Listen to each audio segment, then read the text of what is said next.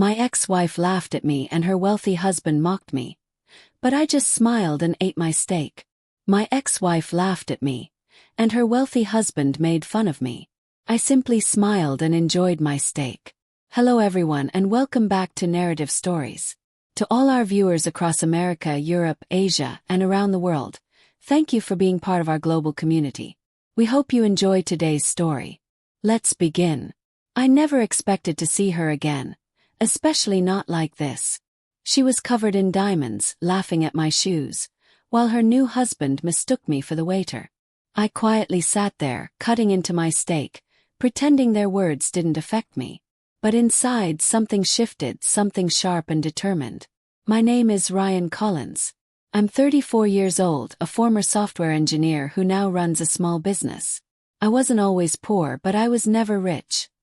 Not in the way they define success. Emily, my ex-wife, left me 3 years ago when my startup failed and our savings vanished. She told me she couldn't live on dreams anymore. I didn't blame her, but the image of her walking away with my best friend's hand on her back still hurts. Back then I didn't shout. I didn't beg.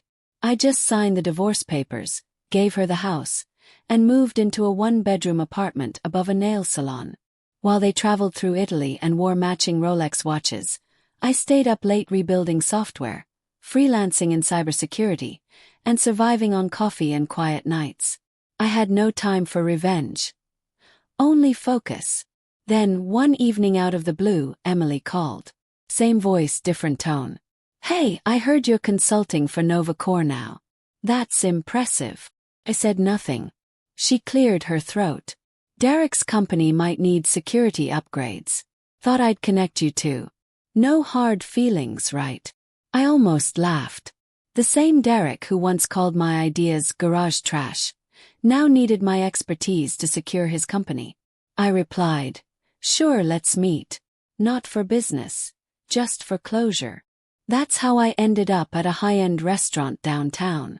Expensive steaks, crystal wine glasses, Emily in silk, Derek looking smug. Didn't think you'd show, Derek said with a smirk. Figured 5-star places weren't your scene. Emily giggled. He probably had to Google the dress code. I smiled, slicing into my steak like their comments were just noise. Still learning which fork to use, I replied calmly. But I've definitely learned to eat well. They didn't know. They had no idea what I had built behind the scenes. While Derek showed off yachts on Instagram, I had developed a data encryption tool now used by the military. Quietly, I had purchased 40% of Nova Corps stock through a shell company, right under his nose. But tonight wasn't about revenge. Not yet. Tonight, I let them laugh while I quietly celebrated my success. Before leaving, I took a flash drive from my coat pocket and slid it across the table. Derek looked at it. What's this? The security patch you asked for, I said. Careful. One wrong click, and you'll see everything your firewall doesn't protect. Emily looked puzzled. I leaned in slightly. Nice seeing you both again. Great steak, by the way. As I walked away, their laughter faded. Something in my voice had changed, and they felt it. This was just the beginning. Halfway to the elevator, I heard my name. Emily's voice now serious. Ryan, wait. I paused and turned slowly. She followed me out, her heels clicking on the marble floor. Her eyes searched my face, maybe looking for the man I used to be, or the one she hoped I still was. Naive, soft, harmless. You didn't have to come just to gloat, she said quietly. I was trying to help. I stayed calm. Were you? Or did Derek just want to laugh at me over appetizers? She opened her mouth, then closed it again. Guilt flickered in her eyes. I didn't wait for a reply. I pressed the elevator button. As the doors began to close, she asked, Is it true you're rich now? I didn't answer. That night, while driving home, I thought about the long nights I spent working while she slept beside me. The job rejections, the unpaid bills, and how distant she became whenever I talked about our future. Yet a part of me still missed her, or maybe just the version of her who once believed in me. The next morning, I received a call from Nova Corps' board secretary. Mr. Collins, Will you be attending the quarterly shareholders meeting tomorrow? I nearly laughed. Yes, I replied. Please confirm my attendance. What Emily and Derek didn't know was that when I began licensing my encryption software last year, I negotiated stock in every company that used it. Silently, legally, and smartly. Novacore was one of those companies. And now I owned enough shares to request a vote. The meeting was held in a skyscraper overlooking the city. Derek sat at the head of the table, unaware. Emily sat beside him, whispering and smiling, until the board chair tapped the gavel. We'd like to welcome a significant shareholder to today's meeting. Mr. Collins, please take your seat. Derek turned, eyes narrowing. What is this? Pulled out a folder. Just business. 10 minutes into the meeting, I proposed a leadership audit, citing mismanagement, suspicious contracts, and conflicts of interest involving Derek. The room went silent. Emily looked at me like she was seeing a ghost. Mr. Collins, do you have evidence? A board member asked. I nodded and retrieved the flash drive Derek had uploaded the night before. A few keystrokes later, the projector displayed a list of flagged documents. Secret payments, dummy accounts, and a hidden deal he thought no one would find. Emily gasped. Derek lunged for the laptop. It's fake. But it was too late. The board voted unanimously. Derek was suspended pending investigation. As security escorted him out, Emily stayed seated, pale and speechless. I leaned in one last time. Next time you laugh at someone over dinner, make sure they're not the one who owns the restaurant. And I walked out. But this wasn't about revenge anymore. It had become something deeper. Because what I discovered next changed everything I thought I knew, about Emily and about my daughter. 2 days later, I got a call from an unknown number. I ignored it. It rang again and again. Finally, I picked up. Ryan. Emily's voice was trembling. I need to talk to you. It's about Emma. Emma. Her daughter. That name alone broke down every wall I had built in my heart. What about her? She hesitated. Can you come over? Please. I can't explain it over the phone. I should have said no. I should have ignored her like she once ignored my pain. But being a father carries its own weight. So an hour later, I was parked outside the house that once was mine, now covered in new paint and fancy ivy. Emily opened the door. No makeup. No jewelry. Just a hoodie, simple and plain. She led me to the living room. The same couch I once bought was still there, reupholstered. Emma's at school, she said. Derek isn't home. She didn't sit. She stood by the window, arms crossed, eyes distant. When I married Derek, she began, I thought I was choosing stability, money, comfort. He promised Emma would have the best. She turned to me, eyes watery. But Ryan, he's not who I thought he was. I stayed quiet, unsure if this was regret or another act. He's been cheating on me for over a year. With his assistant. His third assistant. I didn't react. I didn't smile. I just waited. I found the messages, she said. And Emma saw them. She's been acting out. Skipping classes, fighting with other kids. I don't know what to do. I feel like I'm losing her. Now I understood the real reason she called. Not to repair our past, but because she didn't know how to handle the result of her own decisions. Ryan, she whispered. I know I don't deserve it, but Emma needs you. She listens to you. She still asks about you all the time. I thought you should know. She paused, then said something that cut deep. She even asked me once, if you're still her real dad. I looked up, confused. What does that mean? Emily blinked, caught off guard. She was upset. She didn't mean it, she said quickly. Just said Derek doesn't feel like a father to her.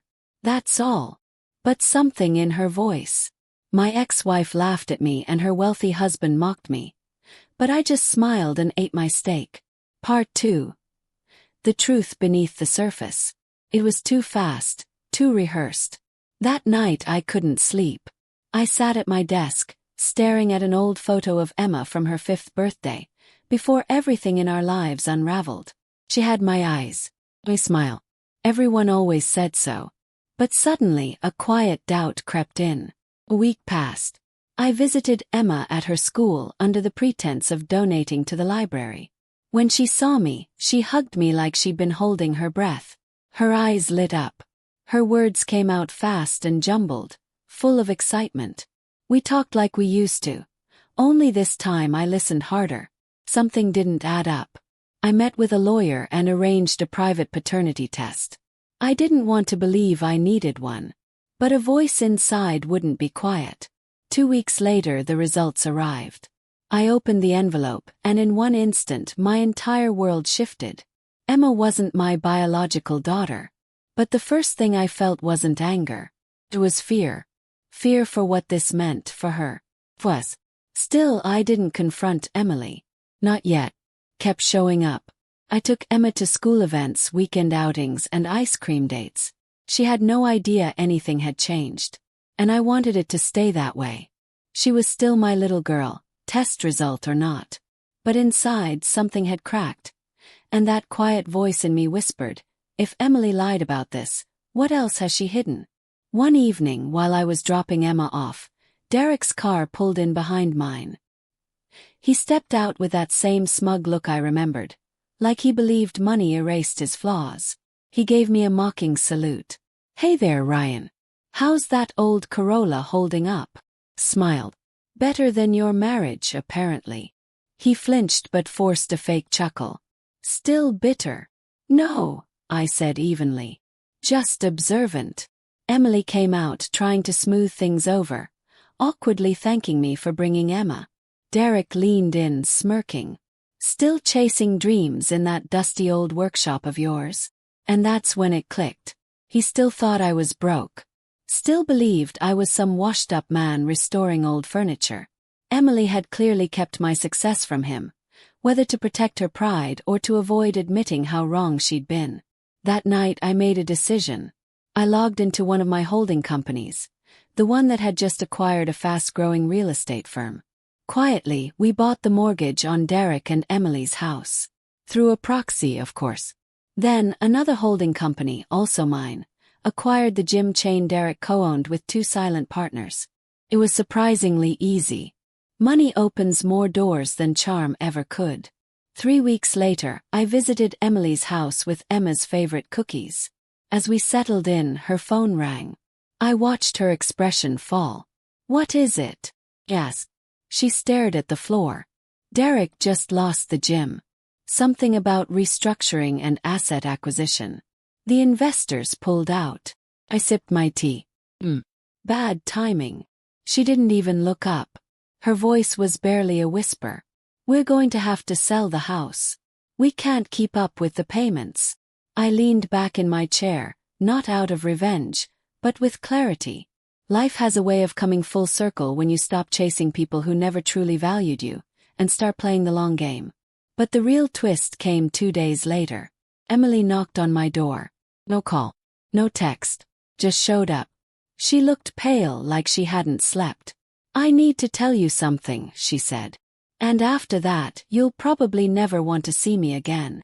I said nothing. Just stepped aside. She sat on my couch, hands trembling. I lied to you about Emma. About the timing. About everything. I stayed quiet. Ryan, when I got pregnant, I knew there was a chance Derek was the father. But I wasn't sure. Back then I didn't want to lose you. You were kind. Steady. Safe. She finally looked up. But the test you had done, it was fake. I swapped the envelope before you could open it. The real one's still hidden in my closet. My heart stopped. She nodded tearfully. I was scared. I thought if you knew Emma was really yours, you'd take her from me. That meant Emma was my daughter. The ground shifted beneath me.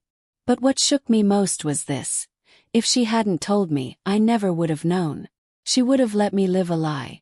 And somehow, the story still wasn't over. Later that night, while Emma slept in the next room and Emily sat on my couch crying, the doorbell rang. I opened it and stood frozen.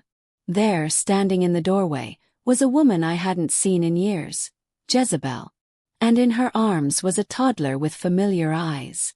She gave a nervous smile and brushed a curl behind her ear. "Hey, Ryan. Long time." I looked at the child. Dark hair, round cheeks, and the same curious eyes I saw in the mirror growing up. I opened the door wider without saying a word. Emily stood startled. "Who?" "I think you should leave," I told her, my voice flat. She looked stunned. "Ryan, wait. Please. You faked a test and kept my daughter from me for years. That's not something we fix in a night." She tried to speak again, but Jezebel turned to her. "You've done enough damage, Emily. Let him breathe." Emily hesitated, then quietly gathered her purse and walked out. The door clicked shut. Silence. Jezebel sat down, gently setting the toddler, our son, on his feet. He toddled over to my bookshelf, fascinated by a small wooden plane. "His name's Elijah," she said softly. "He's 2. I didn't know whether to sit, cry, or collapse. "I didn't come to mess anything up," Jezebel added. "I heard what happened. I figured if your world was falling apart, maybe you deserved some truth too. You told me you'd never need anything from me," I whispered. "I still don't," she said. "I've done okay. Opened my own art studio.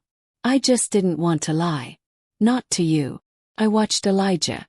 He turned, smiled at me like I was someone he already knew. Maybe blood knows. Maybe love does. I made 2 coffees and sat down. Jezebel told me everything. How she found out late in the pregnancy. How she planned to tell me but backed out when she learned I was married. How she kept tabs from a distance. The night dragged into morning. We talked, laughed a little, cried more. Jezebel had changed. Still fierce but gentler now. As Elijah dozed off in my lap, I realized something. This wasn't revenge. This wasn't a comeback. It was truth. Raw, painful but honest truth. Later that week, Derek and Emily were evicted from the house I now owned. I didn't humiliate them. I let them leave in silence. But the message was clear. I hadn't just survived. I had rebuilt. And now I had Emma and Elijah. 2 children who, in their own unique ways, brought me back to life. One afternoon at a diner, Derek spotted me again. This time I was wearing a tailored blazer, signing contracts over a steak lunch. Emma and Elijah sat beside me, drawing with crayons.